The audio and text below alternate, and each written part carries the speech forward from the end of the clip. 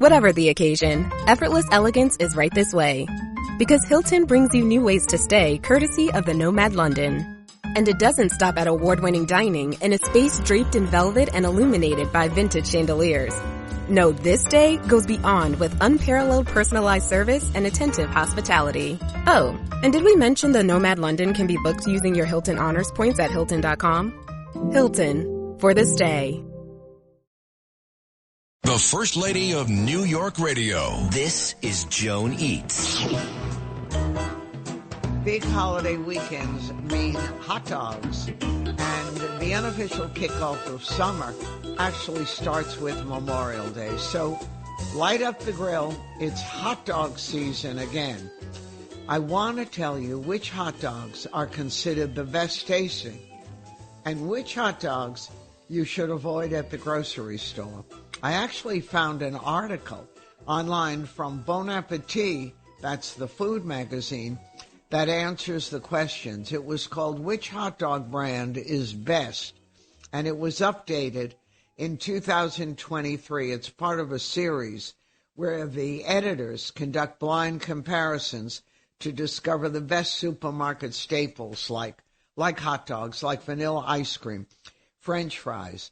So they tasted all beef hot dogs. They prepared them by boiling.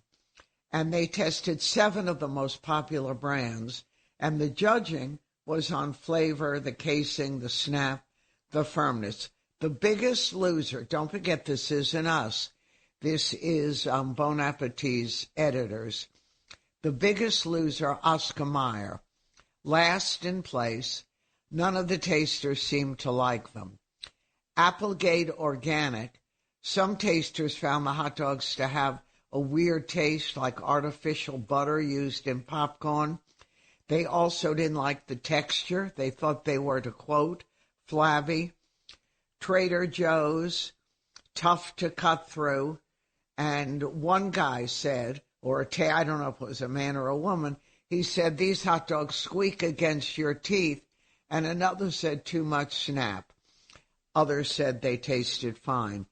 Ballpark, they all thought were juicy, but split on taste and firmness. Hebrew National, one taster loved the coriander taste, another thought they were too seasoned.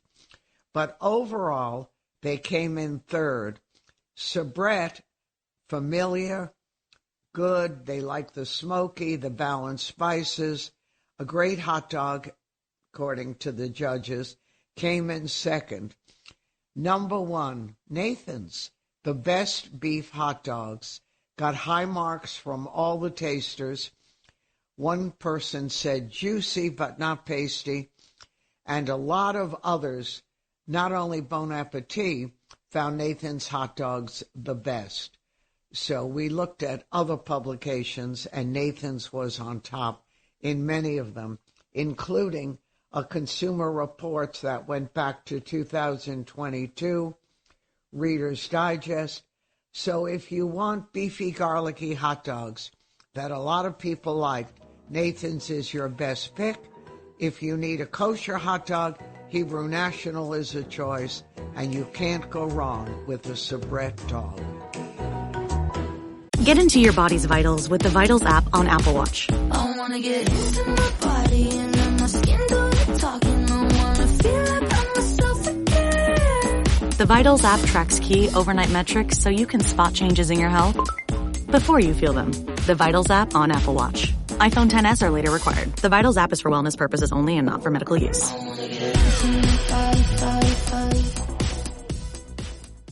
USAA knows dynamic duos can save the day, like superheroes and sidekicks, or auto and home insurance. With USAA, you can bundle your auto and home and save up to 10%. Visit USAA.com/bundle. Bundle savings are off total premium, not available in all states or in all situations. To qualify, auto policy must be active prior to property policy issue. Subject to change. Restrictions apply. Membership eligibility and product restrictions apply and are subject to change. USAA means United Services Automobile Association and its affiliates, San Antonio, Texas. The First Lady of New York Radio, Joan Hamburg. Entertaining and informative. Talk Radio 77 WABC. Welcome, everyone. I'm Joan Hamburg, and I don't have to introduce you to one of America's favorite foodies and food people, Lydia Bastianich. But lots of things are going on in this very busy household. Lydia has a new PBS special. She literally gets to taste the foods of the world without leaving home too much. And Lydia, who came from an immigrant family, and they made their way and have done brilliantly, she looks back at this experience through food in Lydia Celebrates America, Flavors That Define Us, which is going to air on PBS May 30th and will also stream that day on pbs.org and the PBS app. And Lydia talks to refugees and shares their experience with all of us, what it's like, and she knows better than most because her family have that.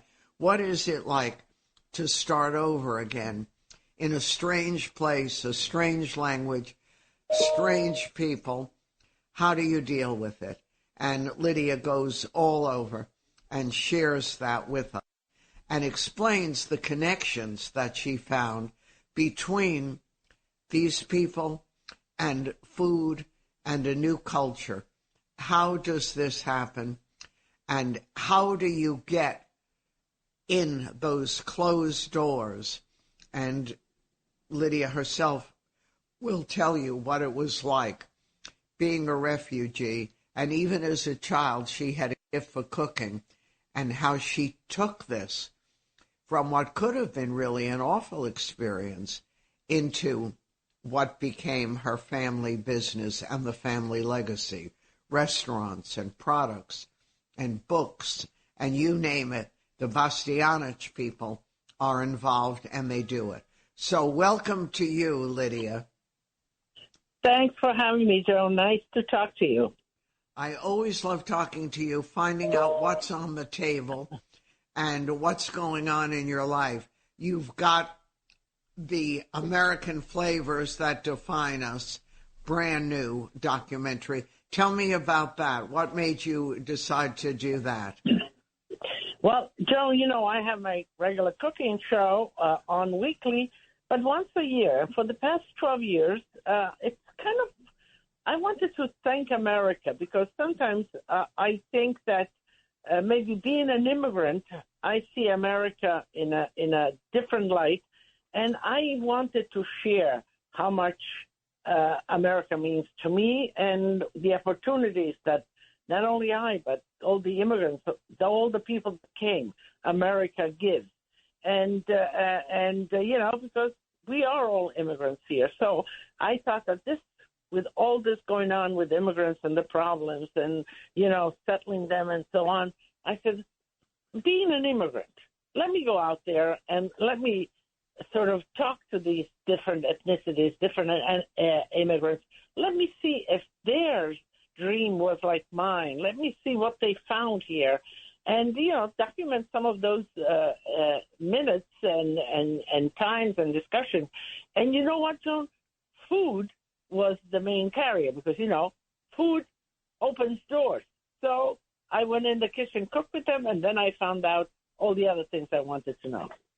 And when you visited all these different refugees from various places all over America and learned and heard their stories, how they started a new life, how they created businesses, was there a commonality among this diverse group?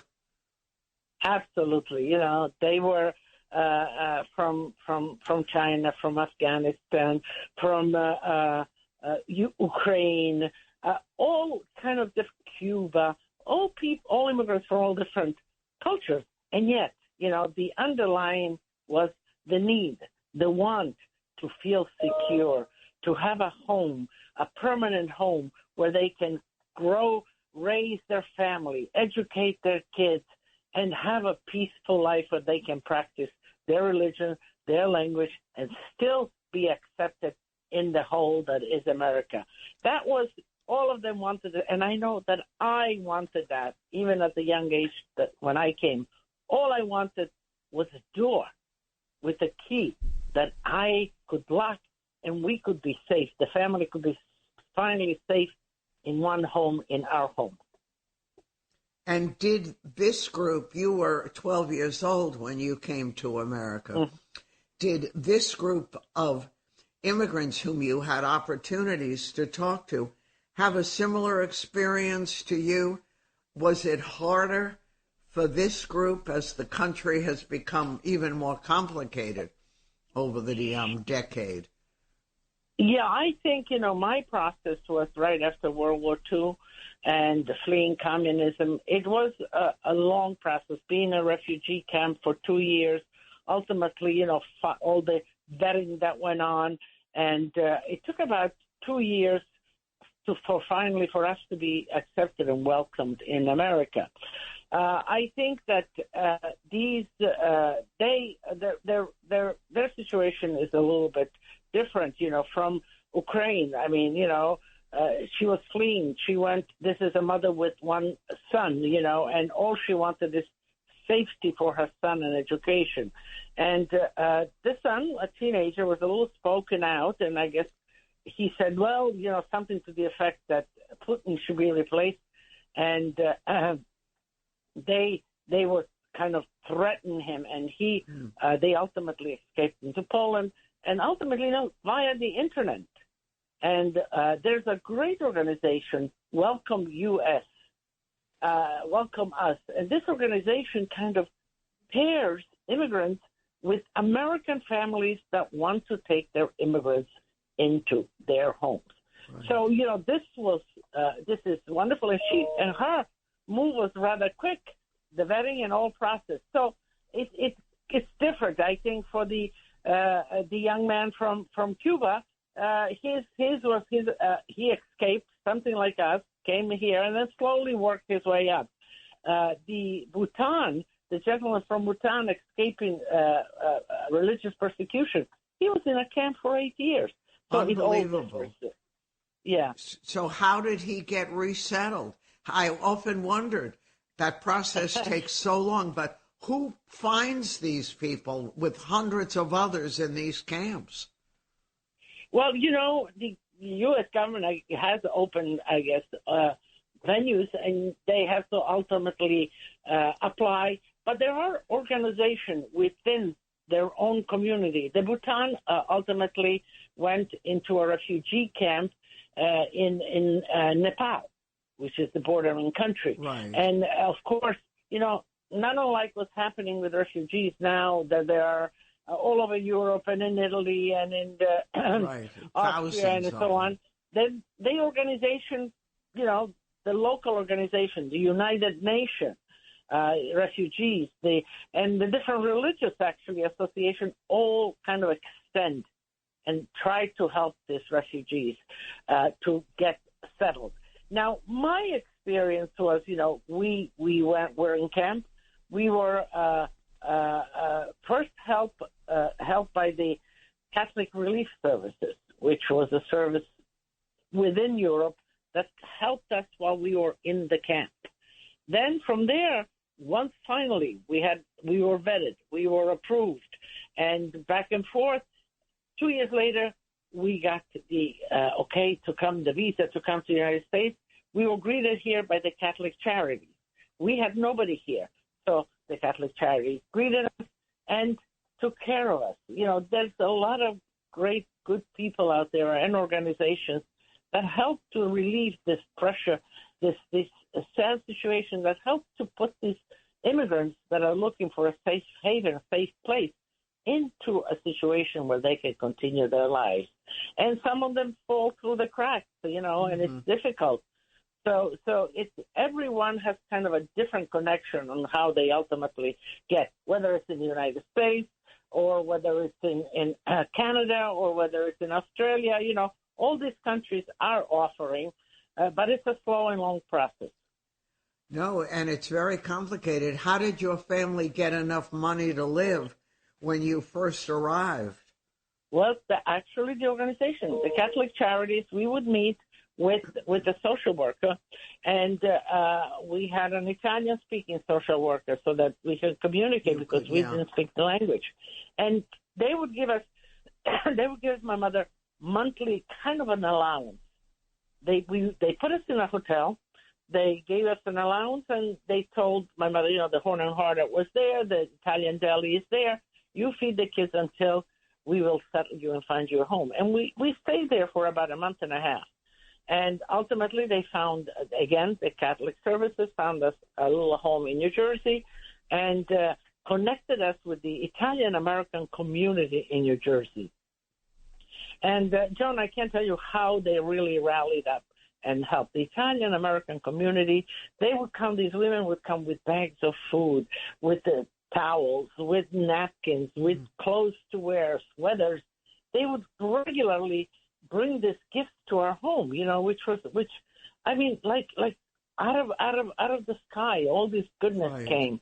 And, that's why I feel so grateful. And, yes, I worked hard. Yes, the opportunities were there and I took them. But all of this need, I think, and in this special, I also emphasize that as immigrants, we have a responsibility. Once we have been helped, once we have settled, to return, to give back, and to help others. And that's what you've done. But did you know when the family, you were only a child, 9 years old, but was food part of the family dream, or it just happened? Well, I was always into food. Food, let's put it that way, food was at the basis of my growing up. Not enough of it. Sometimes, the production of food with my grandmother, the saving of the beans in the summer for the winter, the potatoes, making the sausages with the pigs every November, making ricotta with the goat's milk. So I was always involved from the production of food because of necessity in the early in my sort of formative years. Then being in the camp, being online for food, Joan. In the camp there was a big mess hall, and having a little plate. And I was a 10-year-old, 11-year-old girl online waiting for my food, and kind of not having that food and not being sure whether you'll have it. That kind of insecurity about food. Then coming to America and having this opportunities, one after another, growing up naturally. The first thing, because I came here, I was 12. I wanted to be American. I wanted to make sure that I'm not going anywhere anymore. And, it was Elvis Presley time, and I loved that, and I wore my Bobby socks, and I did it all. And within 1 year, we spoke fairly good English. I wanted to be assimilated and wanted to feel secure from the very, very beginning. But, Joan, food was sort of, it's also driving when we left, and it's memories. When I left my grandmother and I longed for her and that place that you the house that you left behind, food was the connector. Cooking and the aromas that when cooking the food that I remember from my grandmother, when my mother was cooking it, brought me back to a very comfortable place. Mm-hmm. So for me, food was always very meaningful, and it really shaped who I am and my personality. And the first restaurant, that was a whole family effort? The first restaurant, it began actually because we got into the food line. As a young girl, I worked in Walken's Bakery. My mother worked in the bakery. You worked in restaurants. So you kind of build up in what you feel comfortable and what you like, even as a youngster. But the first restaurant is with my husband. He was in the restaurant business. He was an immigrant as well, and he was what they call the front of the house. He was not in the cooking, although he was a good cook. And that's when we opened our first restaurant. This first adventure of being the opportunity of being an entrepreneur, from an immigrant in a camp to being an entrepreneur. It was a milestone. And it was small, and yes, the family was involved in helping my mother would come and make pasta, make gnocchi. We all had a little helping hand because, we had to make it happen. And it started to happen. It certainly did. I wasn't a chef then, but food was always my part. So we hired a chef, but I got in the kitchen with him, became his sous chef, and slowly introducing all the dishes that we cooked at home that I knew, the polenta, the risottos. And I think, Joan, that's what really made me stand out first as a young woman Italian in the kitchen chef, and then cooking these strange Italian dishes that were because they were the dishes of regional Italy. Here we had the Italian-American cuisine, which is wonderful, but it was a little different. Mm. And did you find that the immigrant experience is very different from city to city, or there is a thread that runs through? What I found was certainly that immigrants really cluster together. Calling the ghetto, there really is. And it's a necessity because when you come, you feel the need. You need the security. Like when we were put in New Jersey, it was an Italian community, and they all rallied against us. I found that the Afghanistans had this down in Dallas, and how they helped their new immigrants coming in. The community helps itself. The same thing down in Hartsfield with the Polish, with the Ukrainian. Slowly, but in Hartsfield, what happened? The difference between a big city and a rural community of where an immigrant is inserted. In a rural community, most of the population, the American population of the small town or whatever, embraces. And the immigrants get integrated, I think, quicker faster into, whereas in a city, these kind of areas formed of the different, like the Chinese town, the Italian town, and so on. So that was a difference that I saw between but all of the communities of immigrants were in some form or other looking to help their new immigrants, the immigrants of their culture coming in. And bring them along. I'm talking to Lydia Bastianich, the Emmy Award-winning TV host, a writer, a restaurateur, who has her new PBS special, Lydia Celebrates America. And all of us can look back to some relative, whether it's our first, second, whatever, who have gone through this experience and made their way in America. And these stories are unbelievable. And almost all of them want to be American, want to have the true experience, and want to give back to this community. And Lydia understands it more than most. Are your children, they love hearing the stories of how everything happened? Your son, Joe, was a baby crawling around your feet as you did restaurants and your food. Mm-hmm. Yes, I am grateful for that. We always kept, of course, our culture. My mother, she lived with us. So my kids were always exposed to the two cultures. And what was I just related so much when I was down and with the Chinese chef. Let me just get her name 1 minute. She ultimately is blind, and she won and what she said she is actually Vietnamese. And what she said, I was born in America. My family are Christine Haas. My family were the refugees.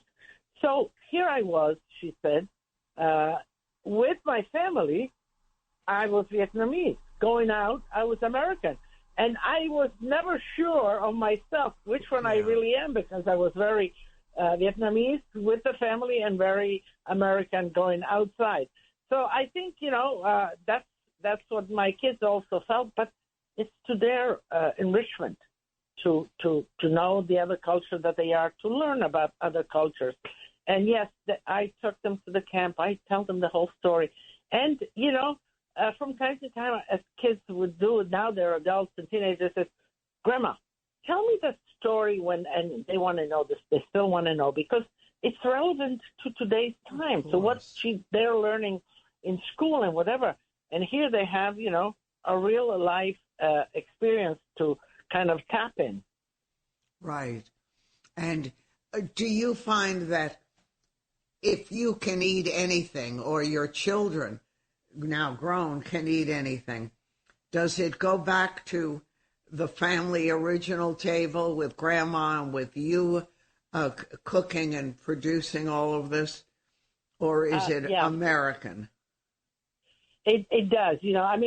They love their hamburgers and the frankfurters, and we have those, to balance all out, good roast, prime ribs. But, I think when holidays come around, when the family gets together, they do long for the traditional, the flavors, the aromas that bring them back home to when they were children, I guess, and very comfortable, 4 generations at one table enjoying. So, food is an identity of who we are. It's part of our history. It's part of our memoirs. It's part of our. So, absolutely, those flavors are. They expect them on certain holidays. What do you mean you're not going to make that? Something like that. Right. But it's a combination. But it's like having a bigger palate. If you are an artist or whatever, we have a lot to choose from. And so, the holidays, a nice prime rib of beef, absolutely. But I will have the tortellini in brodo before, the antipasto, and so on. And they would feel upset if it wasn't part of the meal. Absolutely. They associate certain dates, family gatherings with certain foods. Exactly. I think all of our children do. And upset. Yeah. My son always says to me, why isn't this part of the meal? We always have that at Grandma's. And I said, but I thought you didn't like it. He said, it doesn't matter. I need it at the meal. And I understand. That's their holding on and touching those they love that aren't here in the past. Exactly. Food does that, transports you. Yeah, we like that. Well, Lydia's got her brand new special for PBS, and it's an incredible adventure, experiencing what so many have coming to this country, and food is the commonality that they have. It's airing May 30th on PBS, and then they're going to stream it, pbs.org, and on the PBS app. All the best to you, my dear Lydia. We'll talk again very soon. Thanks, Joan. Thanks for having me. And I love it. Great conversation. Your new books? Do you have any? There's a new book. There's a new book coming out in October. Okay, well, we'll talk then. From my family table to yours, all our family favorites. And also, I just finished yesterday filming my new series, which also will air, Lydia's Kitchen, which also will add in October. So there's going to be some more new things happening in October, and we can talk again. I look forward to it. Say hello to the family and enjoy the whatever. Thank you, Joan. Bye, all Lydia. the best to all. You too. Bye, Love talking to you. Bye. And I'm Joan Hamburg. That's Lydia Bastianich. And you and I have lots more, so don't go anywhere. Stay here. You're listening to WABC Radio. Taking you behind the curtain. It's the Joan Hamburg Show. Talk Radio 77 WABC. All right, guys. I saw a play recently where the audience laughed so hard that when there was the intermission, I got up, and I always go to my favorite critics, the women on the ladies' line, ladies' room line. And I said, what do you think? Are you enjoying yourself? And universally, you know how long the ladies' room lines are in theaters, almost every one of them said, you have no idea how good it felt to laugh. And that was the feeling what joy there is in going to the theater, seeing some great performances, and really laughing. Some of it so silly that you just can't help yourself. The rest of it very, it's a mixture of a lot of great things. And one of the actors they all do a great job, but Kevin Cahoon, I loved, he plays Peanuts. And I'm trying to remember how many years it is since Kevin, who's been doing a lot of television, has been on Broadway. And it's a lot of years, right, Kev? Yes. Hi. Thank you so much for having me. My last Broadway show was 16 years ago. And to come back with this show that produces this much joy and laughter, it really, I could not have asked for anything more to come back to New York and be able to be a part of this wonderful show. And I'm so happy you loved it. Yeah, Truly. and you were working. Oh, I mean, it wasn't like you were sitting home trying to get jobs. You had and are having a big television career.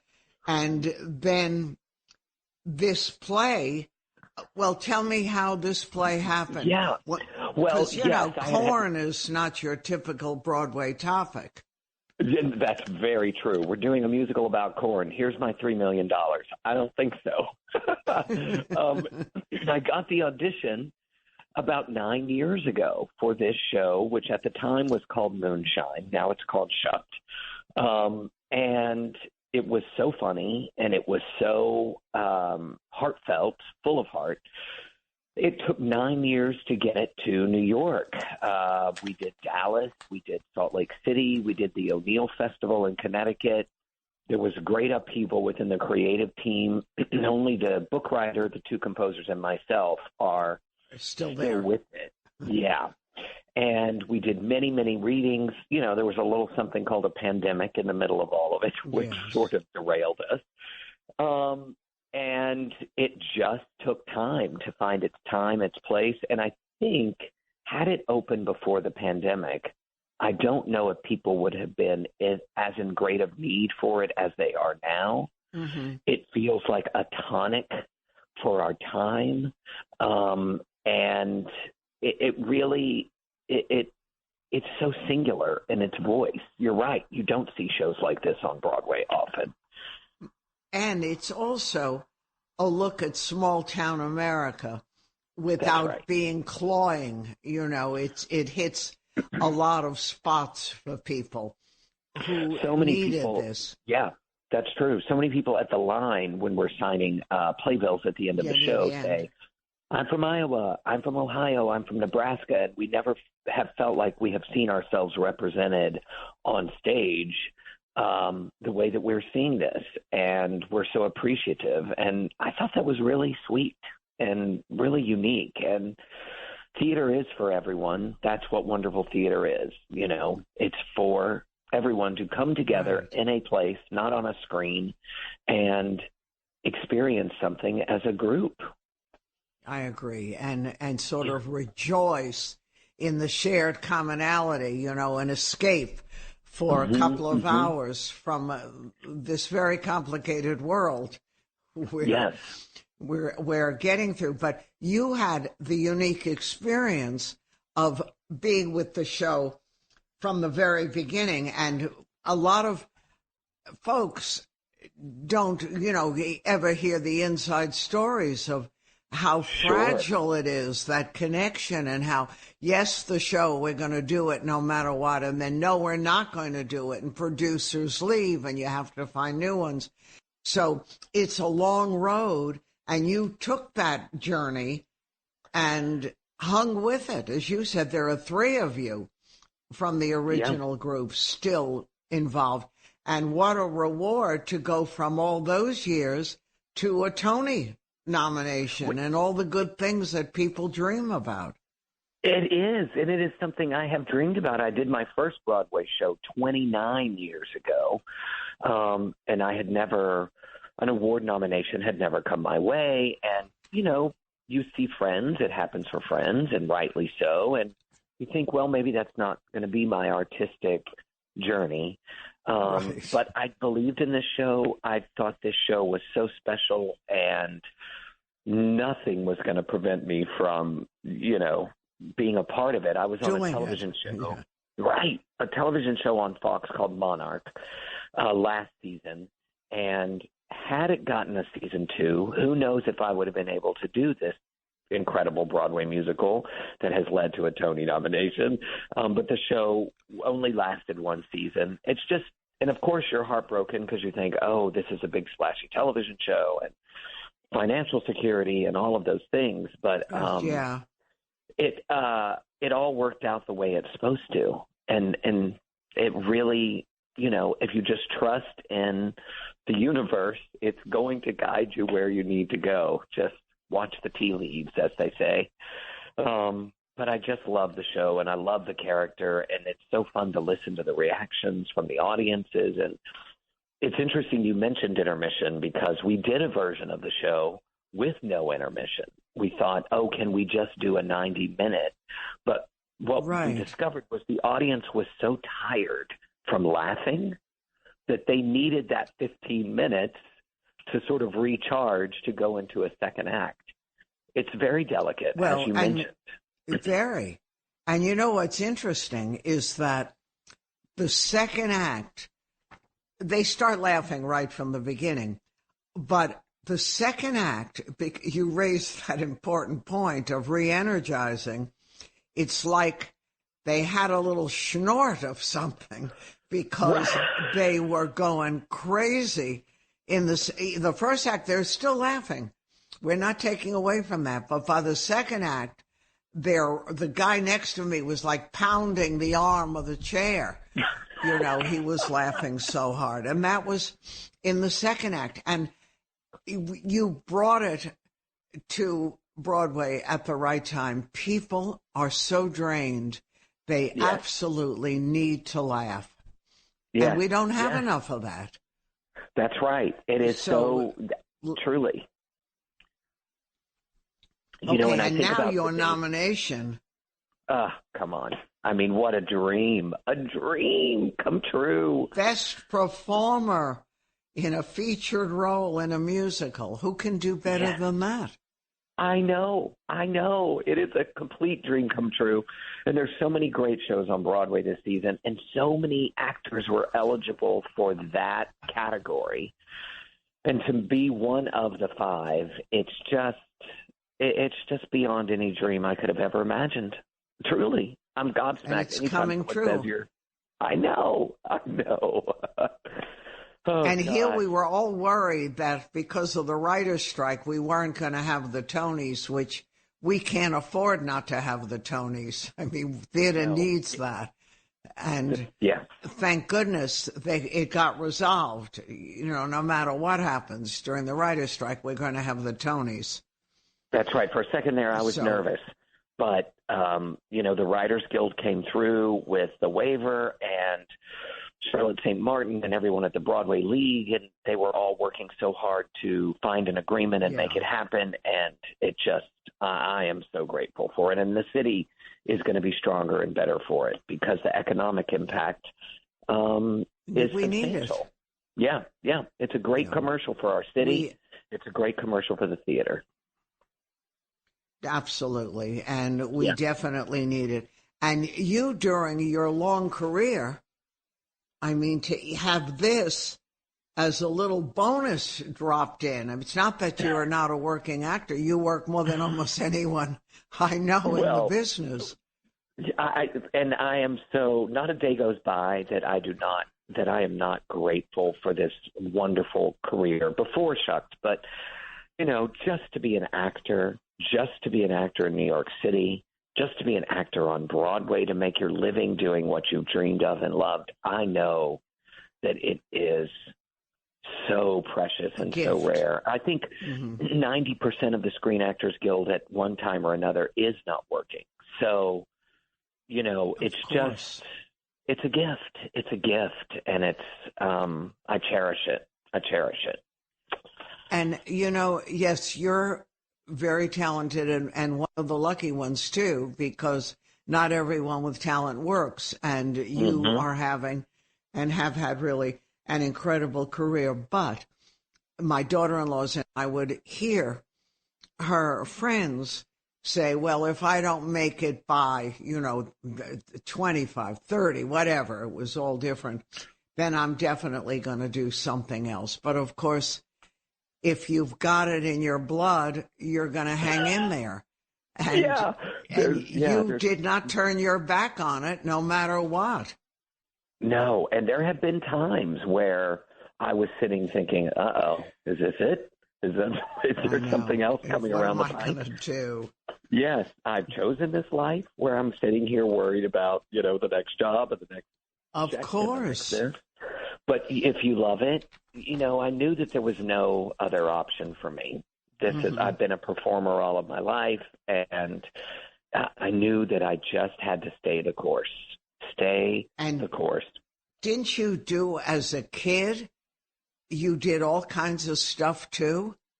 Oh, yes. I started performing in an unusual way as a rodeo clown in the rodeos.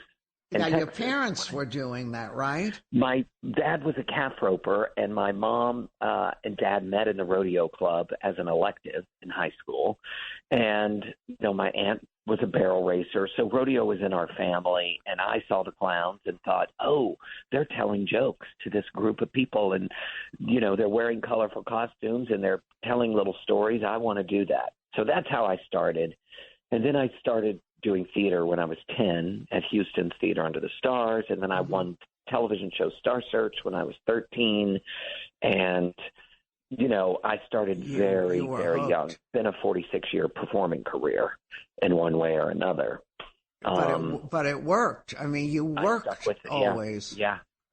Just keep going, keep going, keep going. I went to NYU and studied acting, which was a really smart thing for me to do. I learned so much. And, it's also so fun to see all of your friends. Chandra Wilson, who plays Dr. Bailey on Grey's Anatomy.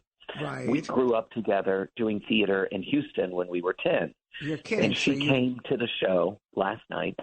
And we just, we both said, look, this is what we dreamed about when we were 10-year-old kids. What we're getting to do now, we dreamed about. I said, I know. I can't believe it. Like, look at us at this midpoint in our life, still doing it. And I just count my blessings every day. Whatever. And now, not only doing it, but the Tony nomination, I mean, you can still have a fruitful career without it, but it is definitely gilding the lily. It is, and it feels like an incredible special validation of all of these years of doing it. And it feels like a benchmark moment. I don't know how you top this. I really don't, especially in a show that people are loving so much. And to be with, it's 9 Tony nominations. To be with this group of people, beyond. I know, it's heaven, but when you first became aware of the show, whether through agents, managers, peers, didn't you think, when I read in the Theatrical Index, Shucked is coming to town, I thought, you can't raise money for anything these days. How are they going to get money for a show about corn? I know. I was wrong. The money came in fast. Well, I first read about a musical that they were making based on Hee Haw, the television show, right, in the Post, the New York Post, and I thought, there should be it was a Michael Riedel column, and I thought, there's got to be something in this show for me. So I called my agents, and they said, nope, they don't see it. They're not interested. And so I ran into someone on the music team and said, look, can you get me in? Can you get me in? I think there's a place for me. So he worked his back channels, got me into the show.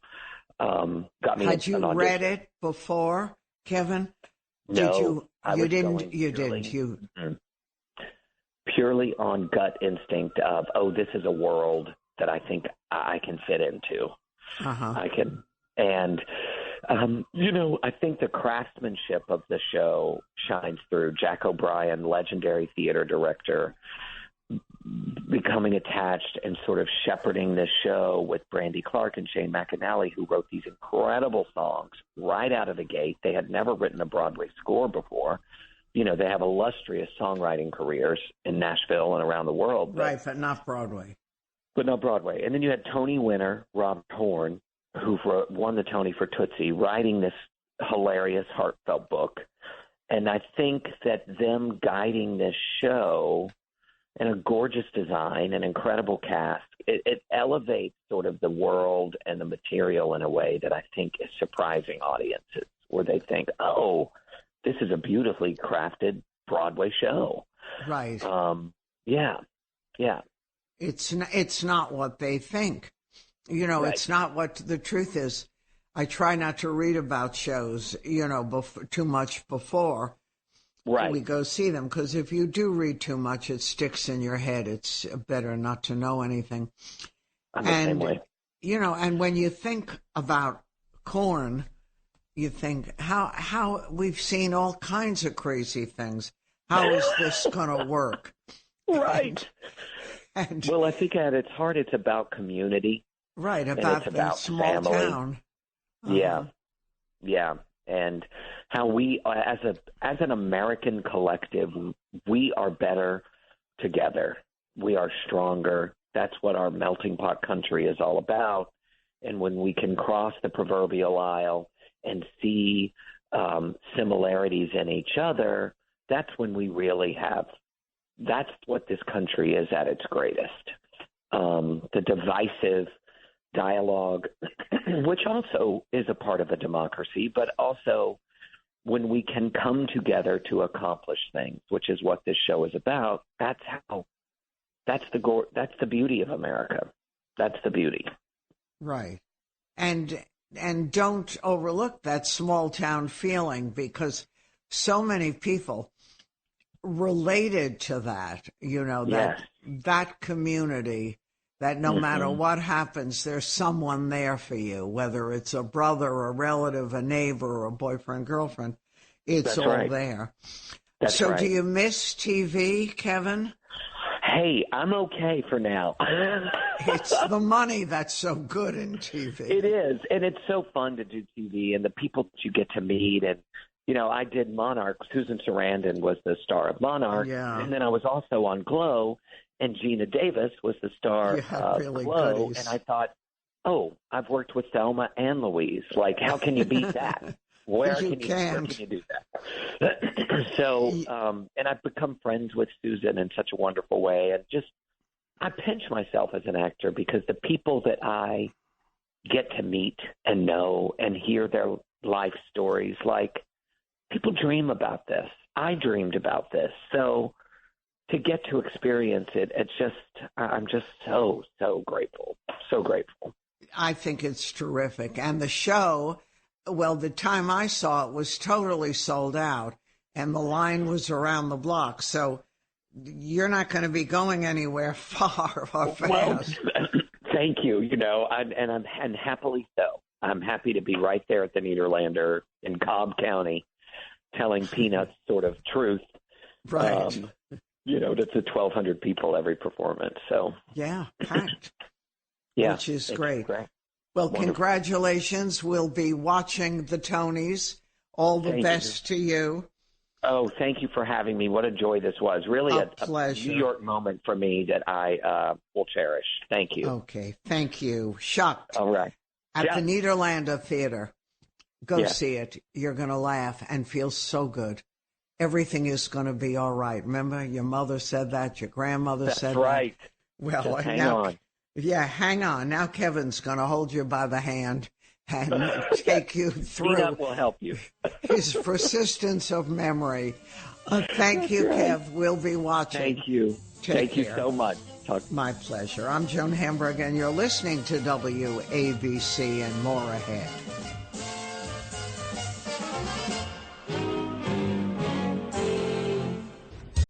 This episode is sponsored by Friskies, who would like to tell your cats hi. Now, if that didn't get your cat's attention, there's one thing that always does the trick. Just pour some Friskies crunchy food in the bowl and you'll hear those paws come running. Works every time.